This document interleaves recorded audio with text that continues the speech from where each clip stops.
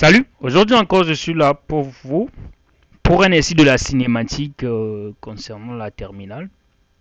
Tout d'abord, avant de commencer, je vous exhorte à vous abonner, de liker, ça ne va pas vous tuer, vous n'allez pas mourir si vous likez et vous abonnez, moi ça me fait du bien.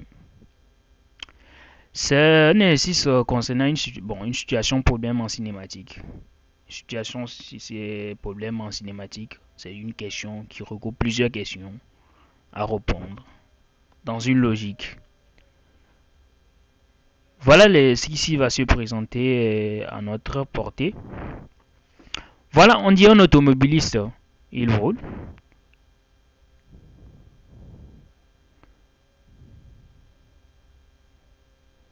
Un automobiliste roule sur un tronçon à la vitesse de 130 km par heure. Soudain, un obstacle fixe apparaît sur une voie à une distance d'égale à 120 mètres. Le conducteur freine immédiatement et réduit sa vitesse à 105 km par heure. Au bout d'une durée d'état égale à une seconde, il impose alors à son véhicule cette décélération qui est supposée constante. La consigne 1 nous dit en te servant de tes connaissances en cinématique de calculer à quelle vitesse de l'obstacle la voiture va-t-elle s'arrêter.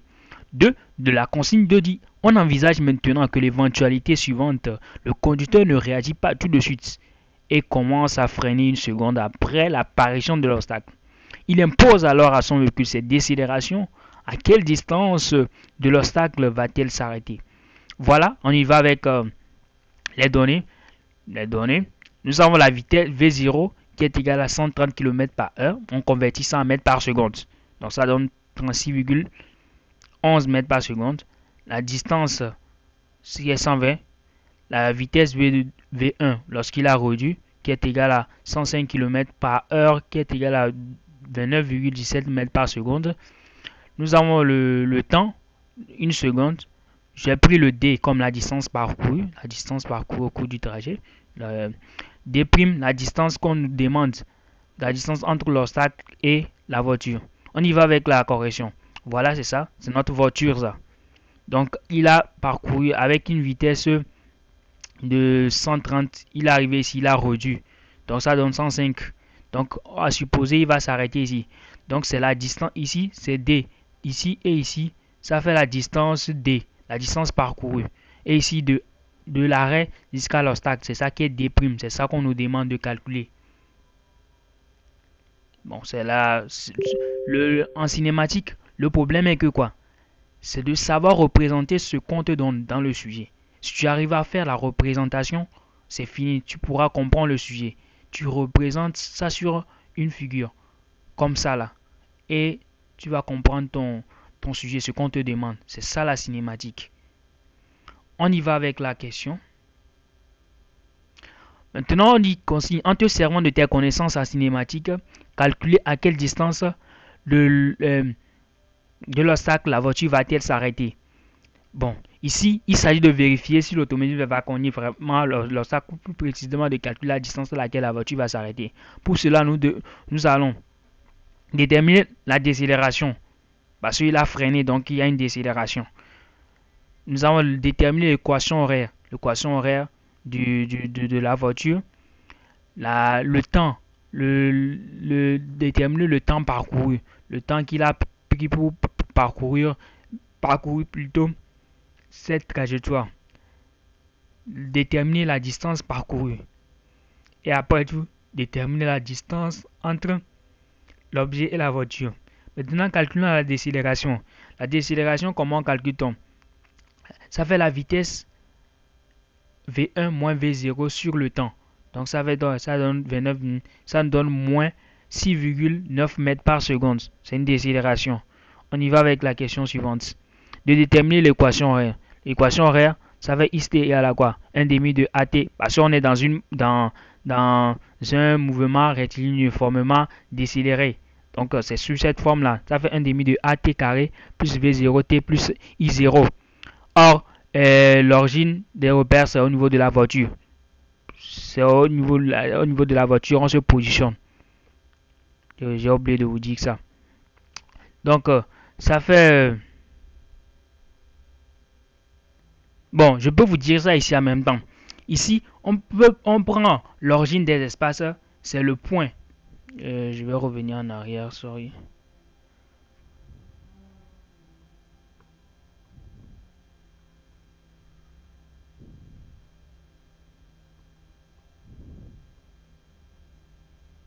Ici, l'origine des espaces, c'est le point d'où la voiture aperçoit l'obstacle. Donc, c'est ici. Donc, l'origine des dates, c'est l'instant où apparaît l'obstacle. Donc, là, donc c'est ça. Donc, c'est au niveau ici. Notre I0, c'est ça ici. Donc, on y va. Donc, c'est ça. Donc, ça nous donne un demi de AT carré plus V0T plus I0.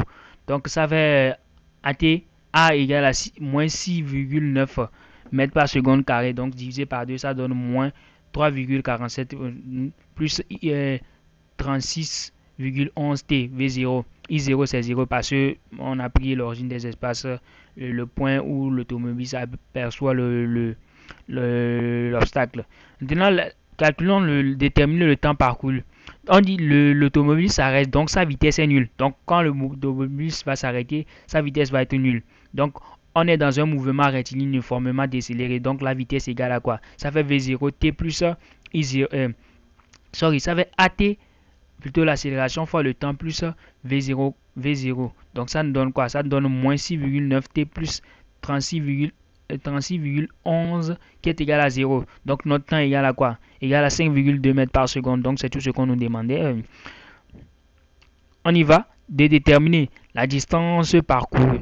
La distance parcourue, on va juste remplacer le temps parcouru dans notre équation horaire. Et c'est tout ça. Donc la distance parcourue égale à quoi? 93,94 mètres par seconde. Maintenant, on peut déterminer la distance à laquelle la voiture va s'arrêter entre l'obstacle. L'obstacle et la voiture. Donc ça fait quoi? Notre D' égale à quoi? D moins D qui est égal à quoi? Égal à 120 moins 13,94. D' égale à 26,02. Ce qui veut dire que la voiture s'arrête avant l'obstacle. Donc, il n'y a pas choc. C'est ça, il n'y a pas choc. Si notre D, la distance parcourue, est supérieure à la distance 120 mètres, donc on va dire quoi? On va dire qu'il y a choc. Parce que s'il y a choc, notre distance entre la distance entre l'obstacle et la voiture, entre l'obstacle et la voiture, ça va nous donner quelque chose de négatif, ça va donner moins quelque chose. Donc, ce qui veut dire qu'il y a choc, c'est pour ça qu'il y a moins. Ok, on y va avec la question suivante. Maintenant, on dit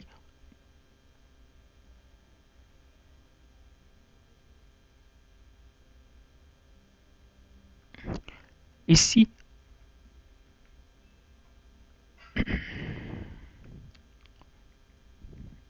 sorry. Ici, on envisage l'éventualité qu'il y a choc. Donc, la voiture, le conducteur ne réagit pas tout de suite et commence à freiner une seconde après l'apparition de l'obstacle. Donc, il impose alors la décélération qu'on nous avait donnée.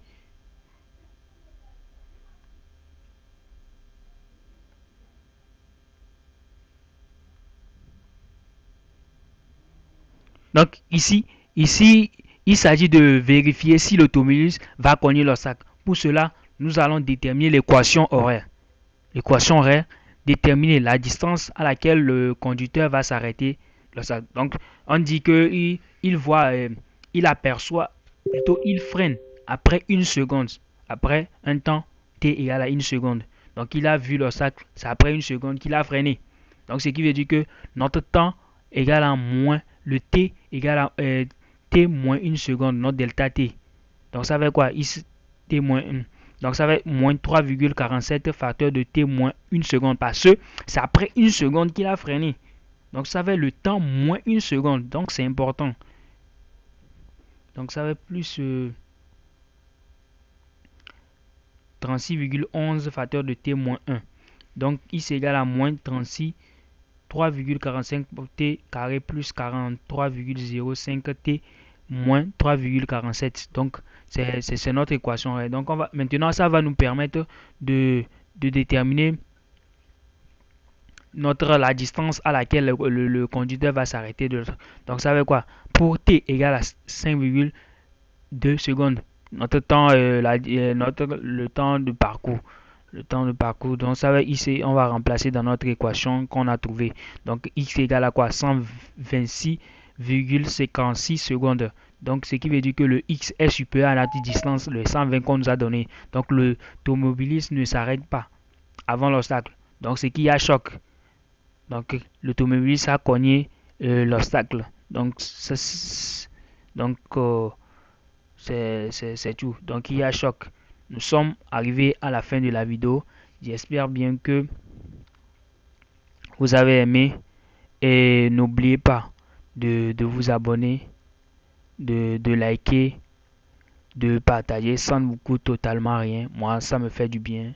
Ça me procure de la force à continuer. Et on se dit à bientôt pour une autre vidéo.